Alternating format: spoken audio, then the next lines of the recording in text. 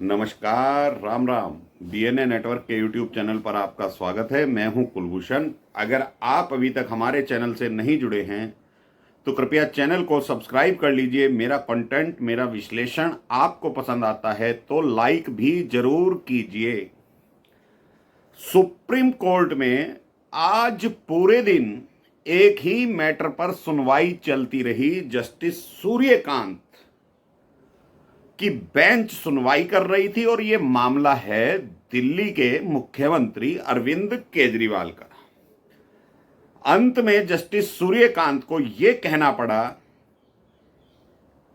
कि जो हम सुनवाई कर रहे हैं, शाम को 3:45 बजे जस्टिस सूर्यकांत कहते हैं कि एक बेल मैटर पर पूरा दिन लग गया।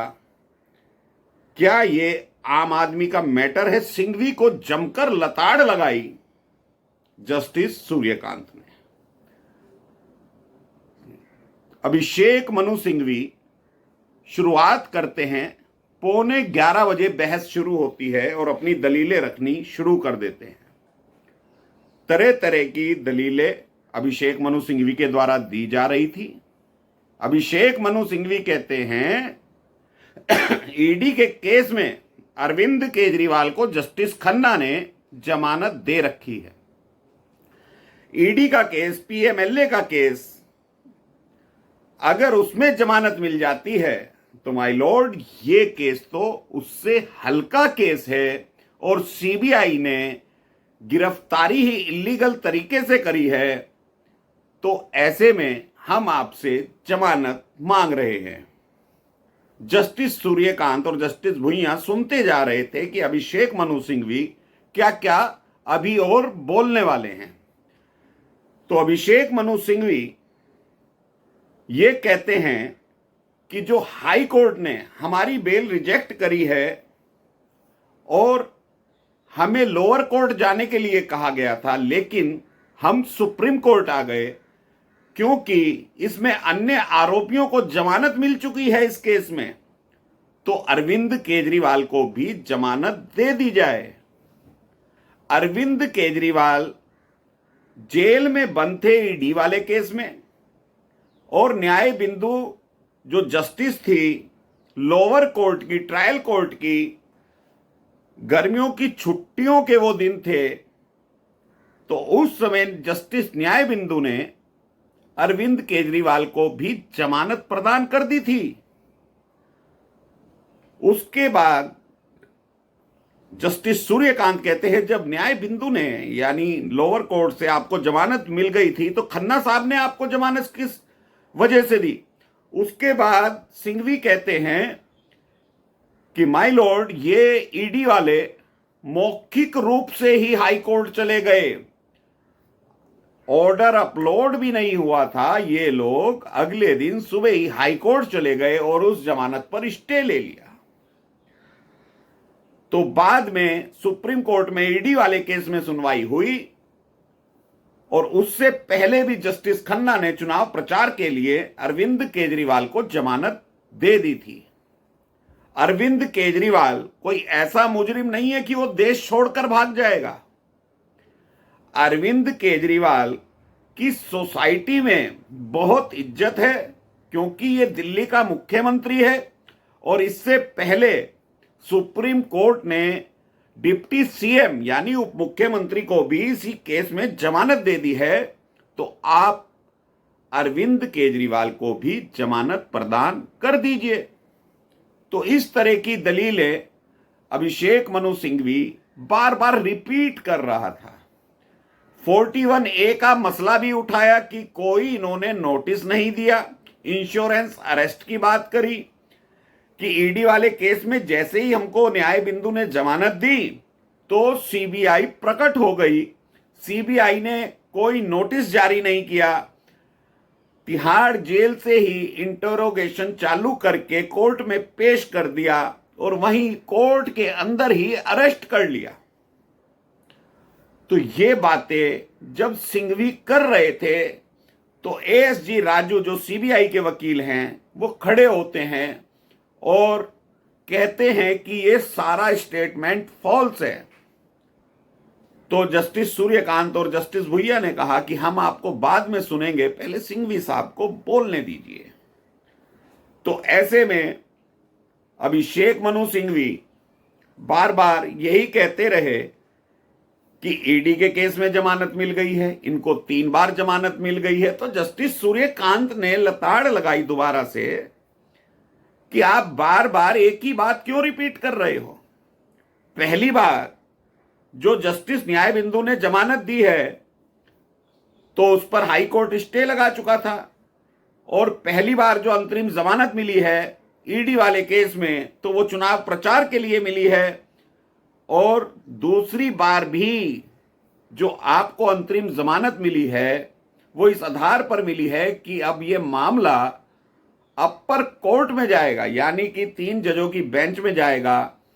तो जस्टिस सूर्यकांत पूरा ये वाक्य बोल रहे थे कि 3 जज अब ये सुनवाई करेंगे कि इनकी गिरफ्तारी लीगल है, इलीगल है, और इनकी जमानत रहनी चाहिए या कैंसिल हो जानी चाहिए। तो सिंघवी के ऊपर घड़ों पानी गिर गया। सिंघवी कुछ बोलने लायक नहीं रहा, लेकिन बार बार दलील दे रहा था कि सारे एक्यूज्ड छोड़ दिए गए हैं तो अरविंद केजरीवाल को भी जमानत मिल जानी चाहिए। तो लंच के कुछ समय पहले राजू को बोलने का मौका मिलता है। राजू अपनी दलील कहते हैं कि हम 41A में नोटिस जारी करें ना करें, क्योंकि एक्यूज जो है जेल में बंद है और हमने कोर्ट की परमिशन लेकर ही इंटेरोगेशन किया था, और कोर्ट की परमिशन से ही हमें कस्टडी मिली थी, कोर्ट की परमिशन से ही हमने केजरीवाल को गिरफ्तार किया है, और इसके खिलाफ हम चार्जशीट भी दाखिल कर चुके हैं, क्योंकि ये किंगपिन है, सरगना है दिल्ली शराब घोटाले में। तो केजरीवाल को जमानत किसी भी कीमत पर नहीं दी जा सकती। सिंघवी ने जो जो दलीलें दी, तो केजरीवाल वाला केस उन लोगों से बिल्कुल अलग है। केजरीवाल कुछ लोगों के साथ मिलकर आदेश देकर उनसे वो काम करवा रहा था। तो जस्टिस सूर्यकांत ने कहा कि हम ये सारे मामले को जानते हैं, आप देर मत करिए। उन्होंने सिंघवी से भी रिक्वेस्ट करी, एसवी राजू से भी रिक्वेस्ट करी कि आप मेरिट पर मत जाइए कि क्या हुआ था क्या नहीं हुआ था, ये बेल का मैटर है, और पूरा दिन हमें इस केस को सुनते सुनते हो गया। तो उन्होंने सिंघवी की ओर इशारा करते हुए कहा और पूछा सिंघवी से, क्या एक आम आदमी के लिए, एक आम आदमी की बेल के लिए सुप्रीम कोर्ट में इतनी देर तक बहस हो सकती है? तो सिंघवी के पास कोई जवाब नहीं था। जस्टिस सूर्यकांत ने माना आज इस चीज को कि सिंघवी साहब आप बार बार सुप्रीम कोर्ट में चले आते हैं, तो आपका यहां पर क्या कुछ है वो आज हमें बता दीजिए। जस्टिस सूर्यकांत समझ रहे थे कि सिंघवी साहब जब भी सुप्रीम कोर्ट आते हैं तो इनका केस सुना जाता है। आज भी सिंघवी को 2 बार कोर्ट के अंदर लताड़ लगाई गई, लेकिन जैसा केजरीवाल है उसी तरह का व्यक्ति अभिषेक मनु सिंघवी है। ये लोग पैसे के बल पर कूदते हैं। सिंघवी को चाहिए था कि अपनी 2 टूक बात रखता कि गिरफ्तारी लीगल है या इलीगल है। बार बार 41A का जो वहां पर प्रसंग गाया जा रहा था, तो जस्टिस सूर्यकांत नाराज हो गए थे।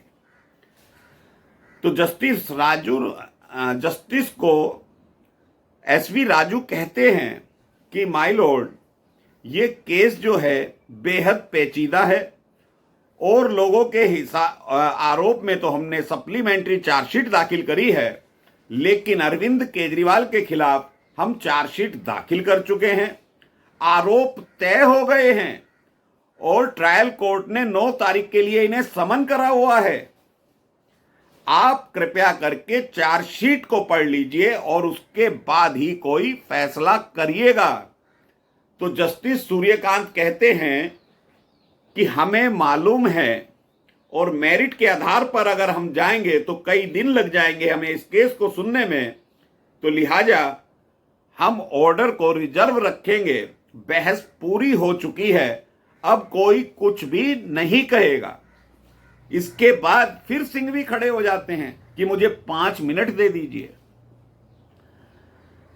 राजू की दलीलों में दम था कि चार्जशीट जमा हो गई है, आप चार्जशीट का संज्ञान लेने दीजिए, ट्रायल कोर्ट को आरोप तय हो गए हैं और इन लोगों को वारंट भी जारी हो गए हैं, समन जारी हो गए हैं, 9 तारीख को अगली सुनवाई है। तो ऐसे में क्या सुप्रीम कोर्ट राजू की दलीलों को मान्यता देगा या सिंघवी की दलीलों को मान्यता देगा? क्योंकि सिंघवी को आज जस्टिस सूर्यकांत और जस्टिस भुइयां समझ चुके हैं कि ये बार बार व्यक्ति अपने केस के लिए किस हिसाब से सुप्रीम कोर्ट का दरवाजा खटखटाता है और ये कितना पावरफुल व्यक्ति है।